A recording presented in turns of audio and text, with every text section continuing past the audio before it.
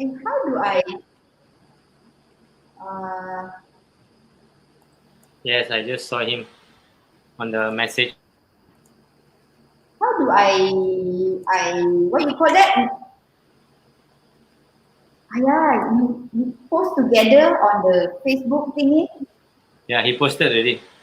No, no, no. Hello. Hi. Hi everyone. Hello, Hello. everyone. Hello. Hello, Dr. Sangeeta. Hello, Hi. Raja Azura. Hello. Hi, Munes. Hi, Maisa. How are you guys doing? Great, amazing, as always. Amazing. Yes, you're always so positive, despite all the situation that's going on. Doing well in KK. Yeah. How things in going on in KK, Munes? As of yesterday's figure, numbers have gone down a bit, but let's see today and a few more days to go and how it comes out as well. Yeah. It should be getting better little by little, day by day.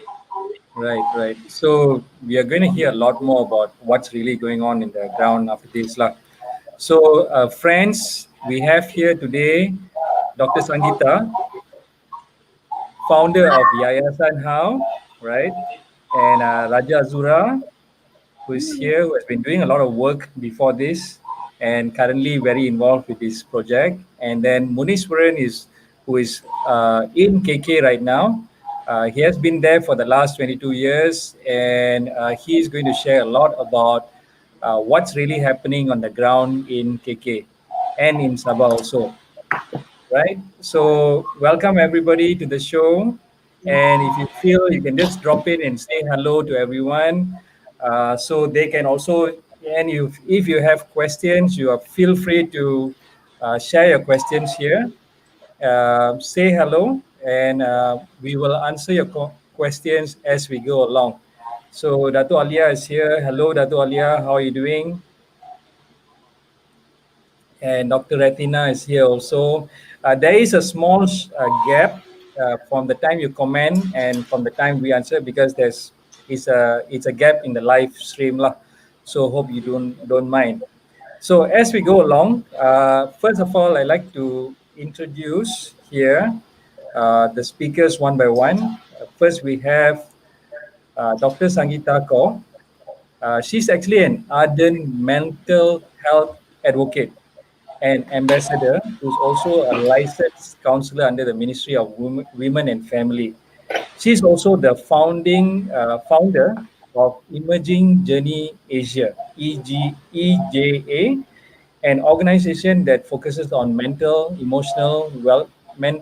emotional well-being, assessment tools, human behavior as a whole uh, picture in the human capital development. She has more than 20 years of experience in this area. She's also the organizer and chairperson of Malaysia's first mental health experiential conference back in 2019. And currently, she is the founder of Yayasan Health on World. Would you be able to share a little bit more about what Yayasan stands for? Yes, yes. Thanks, Yayasan, and hi everyone. Good to be on board on this platform, and thank you for viewing. Okay, so it's Yayasan Health and World, something that we started last year. So we had a conversation, me and Dato Alia was talking over many hours. And then we got the link, and that's where Yayasan Health on the World was born, right? And this year, May, we got it all formalized and legalized, and we thought that it's a nice way to create the awareness because people don't really talk about mental and emotional health. When they talk, it's more about physical. So what we do when we talk about holistic approach, we need to look at mental, emotional, and physical well-being. That's where our tagline is to promote mental, emotional, and physical well-being towards harmonious nation. So when we talk about harmonized nation, it's that everyone plays a role and everyone put an effort. It doesn't matter whether it's a big role or a small role, who you are, where you are, what color of your skin, but we all move towards the direction of, you know, mentally, emotionally, and physically well in everything that we do. So that's how Yayasan Health on World was brought into, to the world. That's the best thing. Yeah. So I think we lost Yasa here. Okay. Yeah, it's just three of us right now. Okay. All right. No worries. Next to you, Azura. Okay.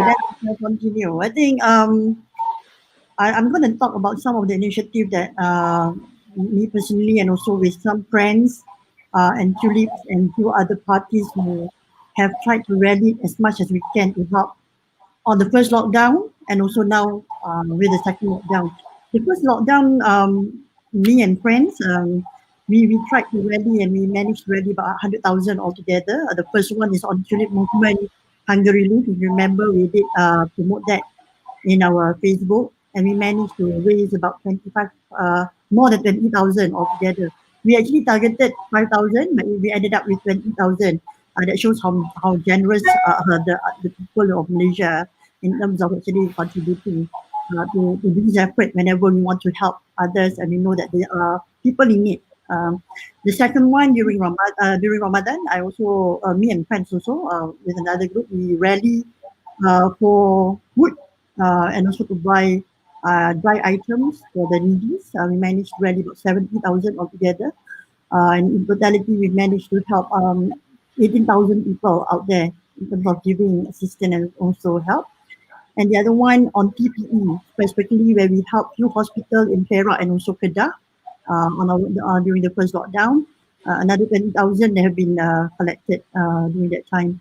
Very happy to see how exactly we bring people together, connecting each other, and put all the effort in terms of rallying contribution and make it beneficial to the people who's in need during the first lockdown. And then the second lockdown happened recently.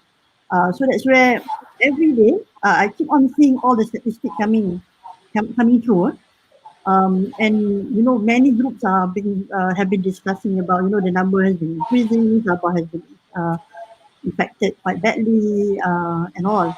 And deep in my heart, I was saying that why nobody have triggered, in the group, any action to call for contribution. So I then just highlighted in two groups saying that why not we do something. Someone gave me a contact number of a person in QEKK to see what are in needs, and then suddenly the person mentioned they need beds, foldable beds, and she's trying to see whether they'll be able to get the stock in Kota Kinabalu.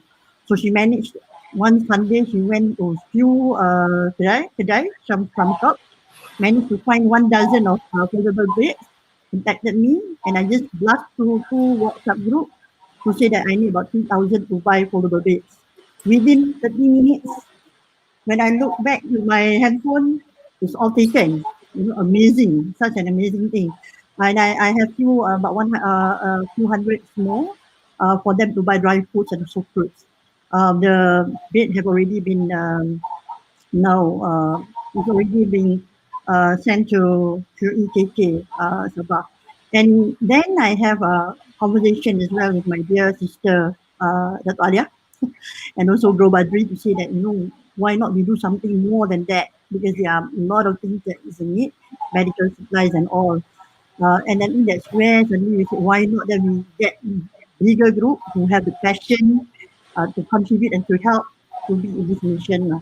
And that's where immediately YHOW come into the picture, and I'm so happy that YHOW is more than willing to take this up so that we'll be able to do this together, and hopefully we'll be able to collect as much as we can to really pour the assistance to our family down in Sabah who's really in need now.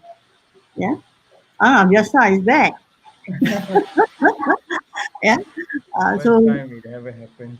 yeah, and I really, really hope this round we'll be able to get as much as we can, collect as much as we can, so that we be contacting some of the hospital and all to start putting into in action down there in Sabah. Okay, Biasa, I'm done with my that person. Brother Thank you Munen. very much. Thank you very much. And sorry for the sudden No exit. worries, no worries. Okay, so let's just say hello to everyone that has come on board here also, right? We have Jamuna. Hi, Jamuna. We have Farah. We have Yvonne Ting. We have Likit Yong. We have Honey. Hi, Honey. Okay. So as we have seen, Raja Azura has actually been very involved in charity work for a very long time. And I think with the recent connection with her, uh, Dato Alia, and also Brother Badri Brock, this thing has been triggered, and then we can do something, right? So let's also hear from our brother Munis, who has been in Sabah. He's actually a trainer. He has been staying in KK for the last 22 years. He frequently trains in Sabah and a lot in Kuala Lumpur. But he's been with the COVID situation. He has been not traveling to KL for a very long time, and he's been very involved with what's going on the ground in KK. Would you be able to share a little bit more, Brother Muniz? Hi, thanks, Faisa. Yes, I think the last I traveled to KL was back in August for a quick trip, but previously was every month back going to KL. Yes, this COVID has actually made travel more difficult now, right? So difficult in a sense also, not only traveling, but also difficulty in people's livelihood. And there's been a lot of challenges here as well in terms of impacting terms of job losses and so on and so forth. So I live about 10 minutes away from KK, a place called Inanam, and I live quite close in an area called Kian Som. And here we have lots of kampungs around here as well, or villages. And what has just started, I wouldn't say so much about the first COVID, but more on the second COVID is there has been a food bank that has actually been created, whereby it's in the vicinity of a primary school here, where donors are encouraged to buy food stuff, actually, not in terms of cash donation, but daily food stuff. And they are encouraged to drop it off at the school area where there's actually a guard house there. And there is a couple actually that manages who gets what in terms of the food distribution. So basically, items like rice, eggs, flour, bread, all those kind of food items that are actually being donated by individuals. Actually, it's not by any NGOs or what, but mainly by Good Samaritans actually out here in this particular area. And this is been ongoing, and it is still ongoing. And so there's about like 5 to 6 items actually. Each family will be given on a daily basis, and there's basically is given out twice a day, once in the early morning and once in the midday, especially. So that's what it caters for, mainly a lot of the for the not so affordable families around here. And that's just, we're talking about Kian Som and Inanam as well. And I have another charity organization based in Papa under Charity of Hope. What they are actually doing is they have a RM50 ringgit food aid, where so far they have been giving to a lot of people in the area of Papa. And so far they have already done about 150 families that have received this RM50 ringgit food aid. And there is a waiting list of another 150 families as well. So it all depends. Each individuals who are contributing to the fund, that's when once the fund is there, they go and purchase these food items and they give it to the families around there. So this is happening in KK, Papa. So to a certain extent, in smaller town areas like in Tuaran, in Kota Marudu, and Kota Belot, and Tamparuli. So this is mainly on the west coast, and you keep going up north, you have things like in Kudat. So there's a lot of villages there as well, on that area as well. So these are kind of items which are actually needed at the moment in terms of food aid over there. The other thing which is something which is ongoing and which is really required is the PPE and as well as the face mask as well. So this is something that is I mean we have seen the prices fluctuating up and down with regards to the mask price. So I don't even know what's the actual price now. So this is something that is actually quite needed at the moment as well, with regards to what kind of aid in general that is actually required. We also have this bantuan makanan actually that is provided at the town hall here at the moment, but that is still ongoing. But still, it doesn't cover the number of needy population that is to be covered here in the West Coast areas mainly. So how is the lockdown situation there? Is are things not moving at all? All the shops closed at the moment. What are the business that are open and not open in Sabah right now? From what you see, I can talk about KK and the surrounding area here. Mainly, what is actually open are a few coffee shops, couple of restaurants, and what else is open? Pharmacies are open, and clinics are open. So fast food, couple of fast foods are open, and mainly all are just for takeaway. And you know about the restriction with regards to the timing as well. And you can see a lot of families. What are they doing is they are also purchasing vegetables from the main market, and they are selling next to their homes. This is what's actually happening during the daytime. So not many shops are really open. So it's the movement of people are still restricted. So this is what's actually happening in general. So if you go certain time of the day to different parts of the town, you find like yeah, yes, it is really empty. The town is really empty. But if you like go early in the morning, yes, there's a little bit of hype. So what the trend has been that people have been going up in the mornings to get certain things purchased and then back home. That's what has been actually happening. Last week, the main market was closed for a few days. The vegetable market was closed for a few days as well. So and then we tend to get most of our vegetables from Kundasang area as well. That has actually affected to a certain extent because they also were their movement also was restricted. So that's how that area of people also are affected because they have the produce but they can't actually send it down a lot as well. So all in all, it's just here and there the movement is restricted at the moment. okay. And then a friend from YouTube has dropped in to say hello, Zhu Xin Hong. She asked, "Is it like the first MCO? Is it any different this time?" In KK, I would say movement is a bit more compared to the first. Like the first one was really drastic, right? Totally no movement at all. Whereas this time there's a little bit of flexibility. I think we have learned from the first lockdown. So that's why there's a little bit of movement there. So the economic actually can keep moving, especially all the sundry shops. So that part there as well. And then what has happened also, some people also has pivoted. They have some of the vegetable sellers actually they have gone online as well. So you can actually purchase online and they themselves do the delivery. So that has helped a bit. Yes, the pricing is actually slightly more, but that's what it is, at the end of the day. So you can also see there's a pivot to different way of doing business as well. So that actually now a bit more prepared in that preparedness. But saying that now moratorium has kicked in as well to some people as well. So we will start to see that effect. I think maybe by next month or the month after as well. How that impact is actually going to be overall because there is still a lot of companies working on like half day. I mean not half day, half month paid leave and so on and so forth.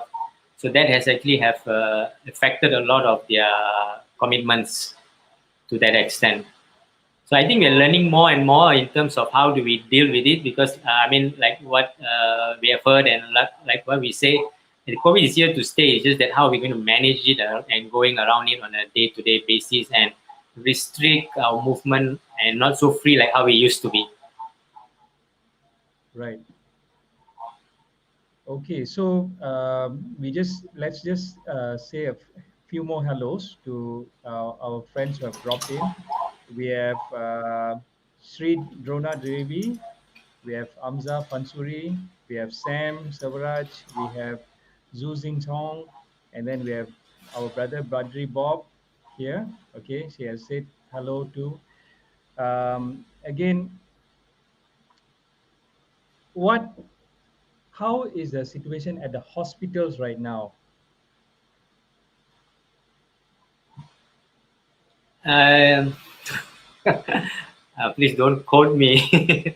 I mean, yeah, they are to where how it was previously to a level where they are a lot of cases at the last few weeks, I would say as well.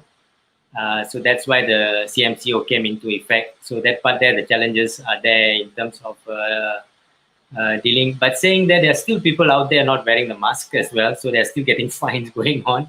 So education of people is something that is ongoing.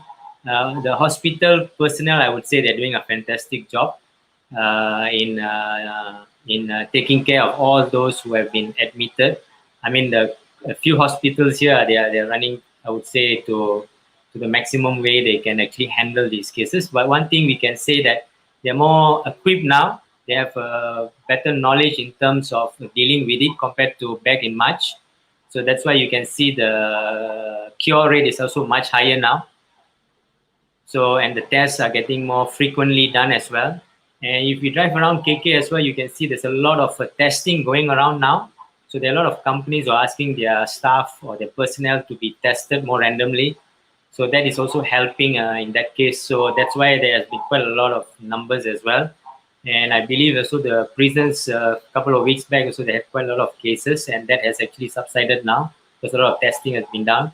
So doing the testing is actually quite good. So there are more people will be actually traced and quarantined and will be clearer soon. So maybe by January or February it will be much better by then. Okay, all right. Sister Azura, can I ask you? You have been actually like working on funding for, and you've been sending beds to Sabah, right? Would you be able to share a little bit more why the necessity of beds and such? Okay. I actually talked to a few of my friends who are doctors, but more in Kuala Lumpur, and they actually tried to link me with one of the hospitals in Sabah. So they get me to contact the person who's there themselves. And I was asking what kind of assistance that they urgently need. Because I think what we want to help is that really things that they are really, that's really in need. So there are a few things that they mentioned they did not have enough. And one of it is actually the bed, because the level of admission has increased quite tremendously, and they are not able to cope with the numbers. And they are actually requesting for foldable beds to be um, purchased and maybe donated to the hospital. Unfortunately, because it's in Sabah, because I'm trying earlier to make an arrangement from Kuala Lumpur to Sabah to send a foldable bed, but it will take quite some time. I contacted few suppliers and all. So that's where when they mentioned about why not we try to purchase in through the supplier in Kota Kinabalu, and they give me the quotes and all. That is what I do lah. I get them to get me in touch with the suppliers there. They provided all the costing, and then I start to ask how many beds do you have, and they only have 12 beds left, Oh my and they have God. to wait for the shipment from Kuala Lumpur to come on board, and that will take weeks. So I said, never mind, we just buy whatever that we have, just book. And I give a call to the supplier, and after the half an hour of the rally, we managed to collect more than enough, pay on the spot. The next day, they have to go and actually get the permission from the police because it's rentas daerah, Yes. across the district kan. And then the day after, we paid on Sunday. The bed actually arrived to the hospital on Tuesday. They are super happy because although it's just 12, but it means a lot because we would be able to help more people to have comfort level, because sometimes they say they have to turn down some of the people who came and get them to maybe be quarantined at home and can't be treated because there is not enough beds lah. And I'm happy it's small number, but I hope that we'll be able to raise more funds, and then we'll be able to really go beyond what we can help before, to more meaningful assistance to our needy friends in Sabah. Right. What else is needed there in Sabah right now? Yeah, among the things that I really actually salute our frontliners. Among things that they mentioned, they actually get the money out of their pockets because they are undocumented citizen there. Foreigners and all, they didn't even have money. They said they come for treatment. Unfortunately, they don't even have the money to go back home. And some of them are saying that if they were to go back home, they didn't even have anything in their hand to eat and all lah. So what the hospital staff have been doing, they have been rallying money themselves to make sure that they be able to help these people. That is the part of some of the money that I have extra. I've been actually channeling them to the hospital as well, so that they be able to help in terms of buying some dry food for um, the patient. And also, I learned from the previous lockdown, our frontliners sometimes do not have time even to rest. And what most important for them to have is actually like biscuit, while they are walking, they'll be able to eat something. While they are waiting for 1 or 2 minutes, they'll be able to drink something. So we are able to buy all those small things to help them at least be able to consume something while they are working. Because they did mention kadang-kadang they don't have even time to eat their meal. So I really salute those frontliners. It's not an easy task to do. They have been sacrificing for us, uh, in big way. And what we are asking everybody to do is just to help us contribute back to them, and and also those people in need, so that we will be able to ease their burden. So why don't we, together, hashtag Bantu Sabah and make this happen for our friends in Sabah. Yeah. Wow, that's really really crazy. I think we don't hear a lot of this. I think we had been hearing about this earlier on during the first MCO, but after Mm, some time, people, I think we don't really know enough of what the frontliners are actually doing out there. mm, Continuously, they are fighting, and they are tired. They don't even have time to eat, as you say. mm, uh, yeah, I think let's all just jump in again. Our the public bank account is right here below, is stated below in the banner below. Is Yayasan Health on World. Again, we are trying to raise 10,000 ringgit within November 7th. But I think funds have been already coming in. A lot of donors are mm, already stepping in. Small donors, it can be as low as 10, 20 ringgit, 25 ringgit. There are people who can do more, who have already chipped in. Thank you so much for all who have actually jumped on board. I think Yayasan Health on World is not the only NGO who has been doing this.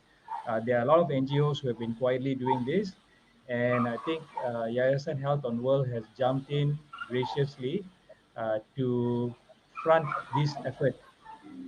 Okay, Dr. Sangeeta, would you be able to share a little bit on the mental health aspects of this? Those who are facing uh, the frontliners and all who are facing the issues. Would you be able to share a little bit about that part? Yes, yes. As what since Azura was mentioning earlier, right? The frontliners don't even have time to eat.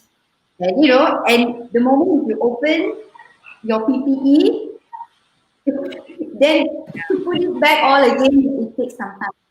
So imagine if they don't have time to take care of their health.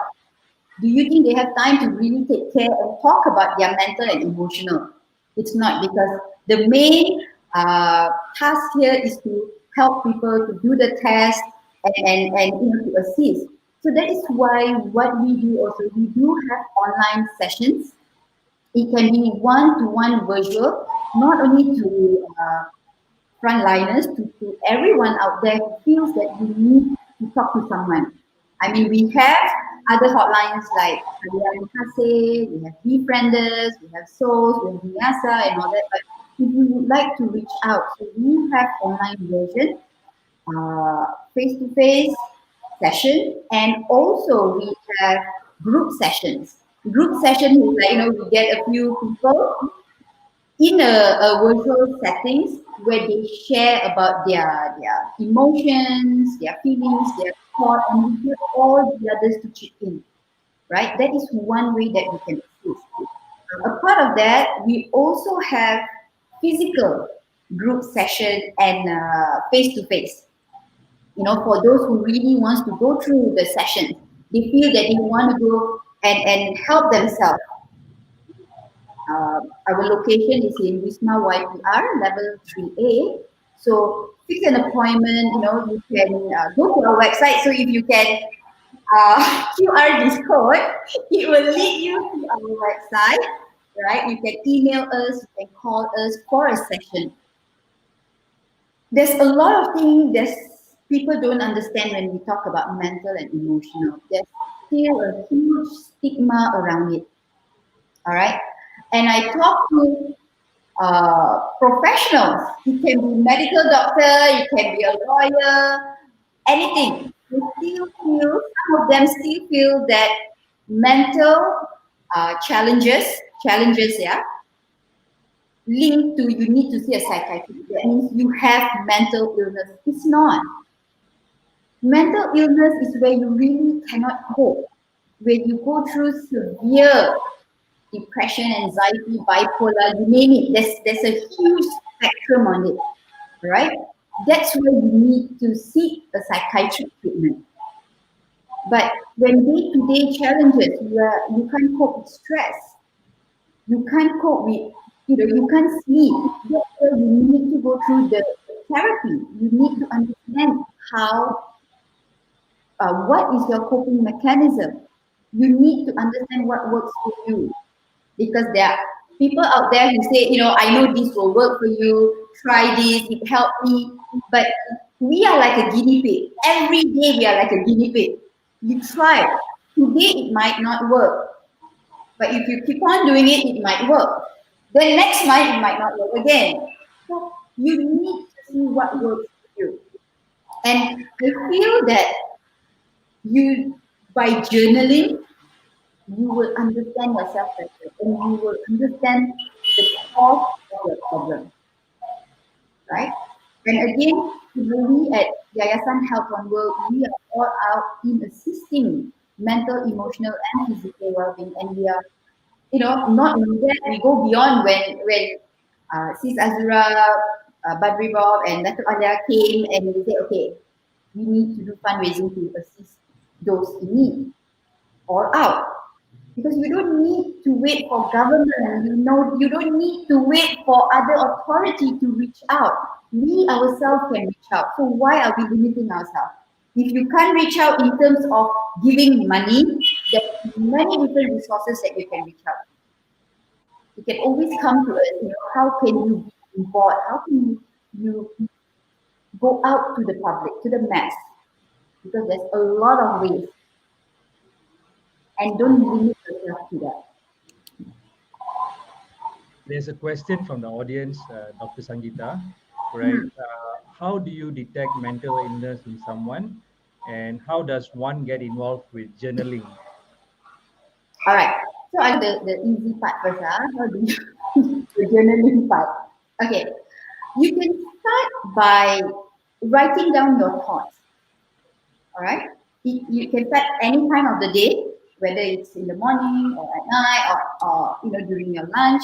The first thing that runs into your mind, so you just write it down. For example, you can ask a simplest question such as, am I happy today?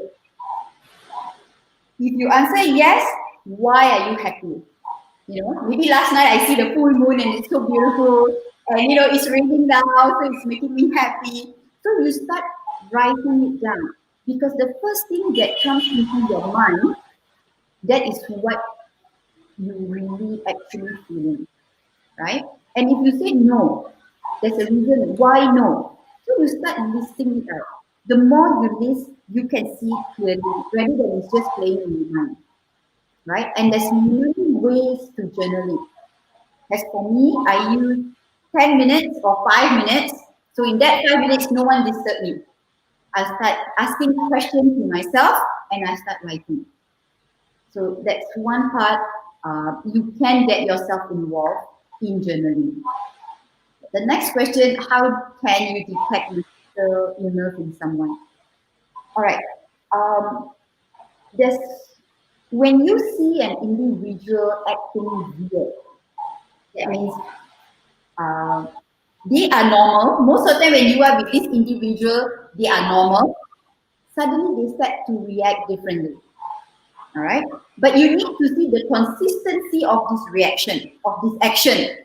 Okay. It's not like today I'm fine, tomorrow I go crazy, meaning I'm acting crazy doesn't mean I have mental illness, but you need to see the consistency of this behavior repeating. Right? And it might not a mental illness. It's just that this person are able to cope with the challenges that they are facing right now. So the best way to understand is being with that person, being neutral and being with the person without giving advice, without telling them what to do. Just be present and listen. Because that person will actually tell you once the trust has been built, once they feel comfortable, they will tell you their challenges. And again, are you ready to listen to that? Are you ready emotionally and mentally to accept that people that you know going through mental health challenges, emotional, they can't regulate their emotions? Because if you are ready, you are able to do it. If you're not ready, please link them to people outside. That's how, right? And to detect mental illness, there's a lot of assessments. They need to go and see a psychiatrist to get those assessments to be diagnosed before they are into this category of mental illness.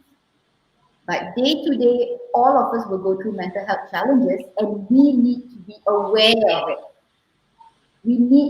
It's time for us to look internally rather than externally, and people say, oh, you are like this, you are like that. No. Internally, internalize, regulate your emotion, have a positive thought, and then you see your life will change towards better. Yes. Okay, thank you very much, Dr. Sangeeta. I think Pleasure. there are a lot of questions coming up also. Thanks for the good explanation there. And there's another question here from Tan Jun Kang. All right, he asked about medical equipment. Perhaps Raja Azura or Munis can help to answer this one. Do they have enough medical equipment like ventilators in Sabah right now?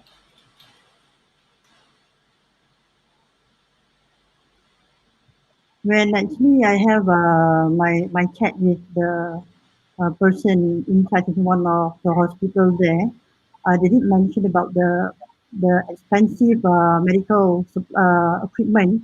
That one is something that they are dealing with through the government, to Kementerian, to be able to actually equip them with all the needs lah. And they mentioned about not to worry, and they are trying to ensure that will be enough. But I think most importantly, some of the other things that is required is like the PPE, the goggles, this shields, the one like what Sis Alia mentioned, the sanitizers, the mask. This is not just only maybe for the hospital, like the mask. Just now, Bromunis mentioned about even the public are not wearing masks. I'm not sure whether they don't have enough or it's not, they don't have the awareness. But these are the things that maybe we would be able to be assisting and helping, because if you were to talk about ventilators and all, it's very expensive. And at our end, to get one ventilator itself, it will cost us a lot. Lah. So Yeah. we'll try to do whatever that we can within our reach to ease that burden by helping to provide the simple things like what have been mentioned, the PPE, masks, and some other things as well. Lah.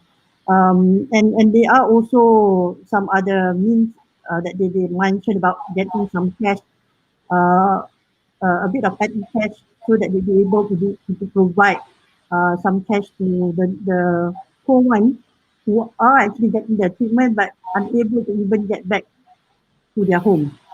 Hmm. That is what have been mentioned, because like what I earlier highlighted, some of them have to take out from their own pocket money to provide to these people, the cash for them to be traveling back home. So more of that as well. Lah. So basically, I think the expensive items, that is something that they are dealing with the government to help getting more equipment. But let us try to then go on getting the simplest item that be able to get us to give to more people in border. Right. I think the government also has already budgeted some money for all this stuff, but I think going actually to the site, I think it will take a little bit of time for the funds Yeah. to first, right? So I Mm. think let's all jump in again. The bank account number for Yayasan Health on World is right here below. You can always the link to donate is also in the comment section or in the description. You can always look it up. You can always connect with Yayasan Health on World with the logo there, QR code, right here where Dr. Sangeeta is pointing at, right? Yeah, Yeah. that's the one. Yeah, that's the one in big, bold, uh, can be seen very clearly. All right. I can see that there are also a lot of questions coming up on mental health. Like Nicholas has been asking a lot, quite a few. Probably we might do another session on mental health alone, where we focus a lot on answering the questions. But Nicholas, if you want to get connected to Yayasan Health on World, where they do a lot of things on mental health, right? Awareness, who to contact, who to get in touch with, who to reach out.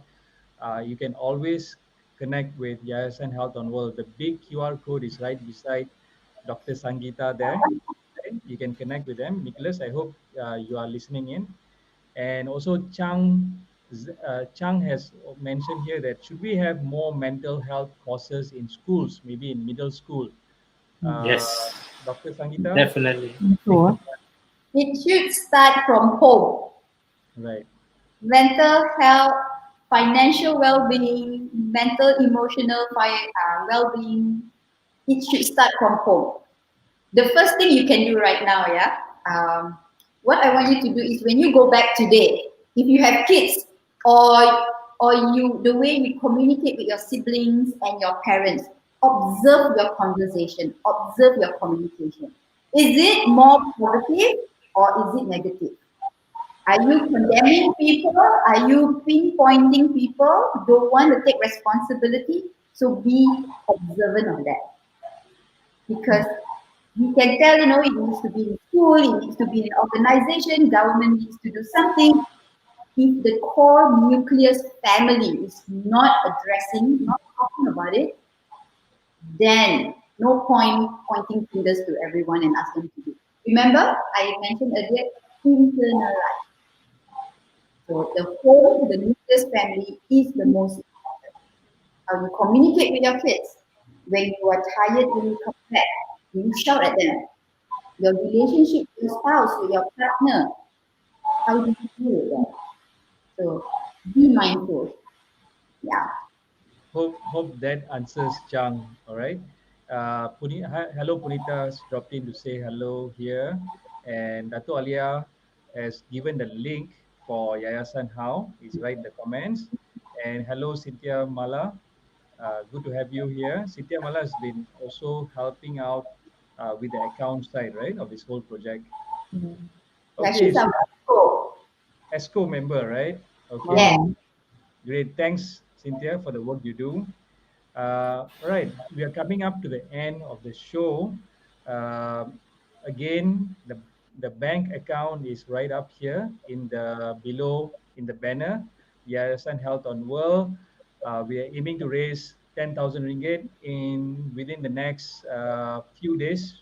which is the target date is November 7th, 10,000 ringgit. In fact, a lot of funds have been already flowing in, and they hope to disburse the full 100% out to people in need. Okay. Yes. Before we finish, can Dr. Sangeeta, you want to say Yes, sir. something? Yeah. I would like to add also that we will give you receipts for every amount that you bank into our Oh, account. yeah. Mm. Yeah, receipts will be given once we close on the 7th of November. So everyone who donated, contributed will be getting their receipts. Awesome. So just make sure there's a link in the description. You can actually click on the link and then send in your screen capture or of the banking slip, right? So that they can actually give you a receipt. Before we finish, do you have something to share, Dr. Sangeeta, Azura, and Muniz? Okay, all of you out there, thank you so much for tuning in. Please do like and follow Yayasan Health on World, right? And if you want to be a volunteer, which we really need because we are looking into going to schools, addressing single parents, orphanages, and that's our pipeline for next year. And if you have any ideas, if you want to lead a program, do drop us an email, right? Get connected to us, and we can explore the opportunity. And remember to be mindful, and your mental, emotional, and physical well-being is very important. Don't take it lightly. All right. And Sister Azura? Yeah. I think at my end, I would like to have this call and pledge people to come on board and really contribute to our cause. You just have to sacrifice one or two of your meals a day and get that money to be contributed to this noble cause. It is about helping the needy on the ground who's really, during the unprecedented crisis, is unable to really operate as what they are. They are really in need. We need to help our frontliners who are really putting their self-sacrificing out there for the betterment of others. We are here. We should feel grateful that we don't go through such tough time as what they are going through now.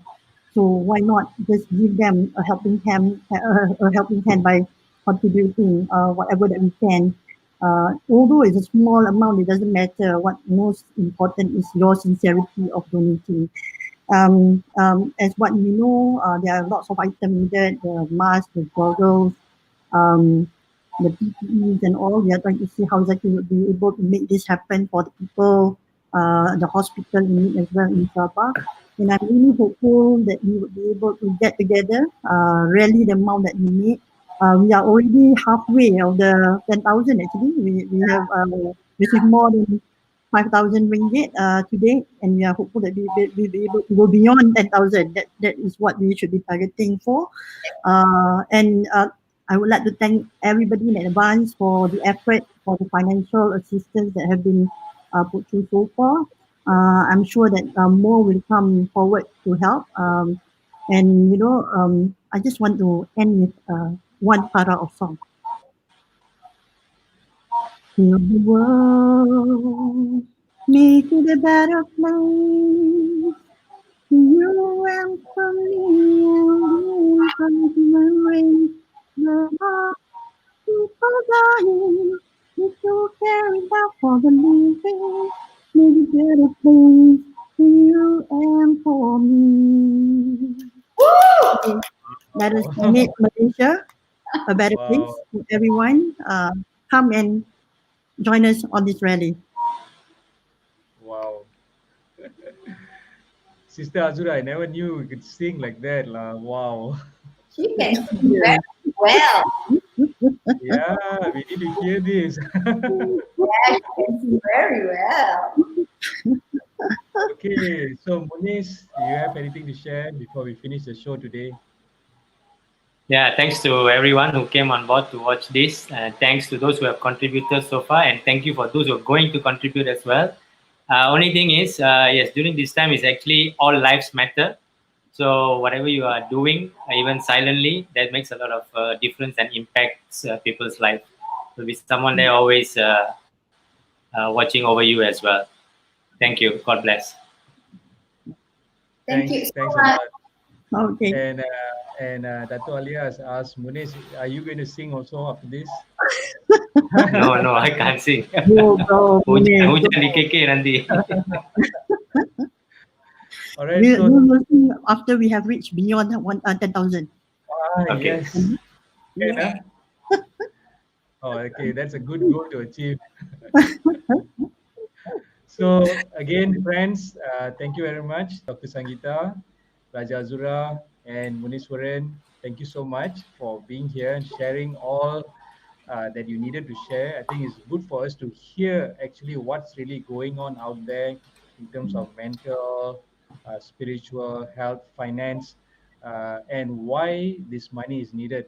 Again, friends, donate small amounts, big amounts, any amounts will help. Even the frontliners are using their own money to serve the people, right? I think we shouldn't allow this to happen because they are already contributing so much. Let's all just jump in. Again, the details are below here. If you miss this, the details are in the description of the video, right? If you want to reach Yayasan How directly, you can see the big QR code beside Dr. Sangeeta. And it's also down in the comment link. After you've banked it, don't forget to click on the link in the description to show that you have donated, and you will issue you a receipt. All right, with that, let's all just say bye-bye to y'all. Bye. Uh, Thank you. Hope to see y'all again, and hope to update y'all the success story very soon. All right, Thank you. just stay Thank you. on the show Yeah, we are here. staying. Yes. Yeah, we are staying.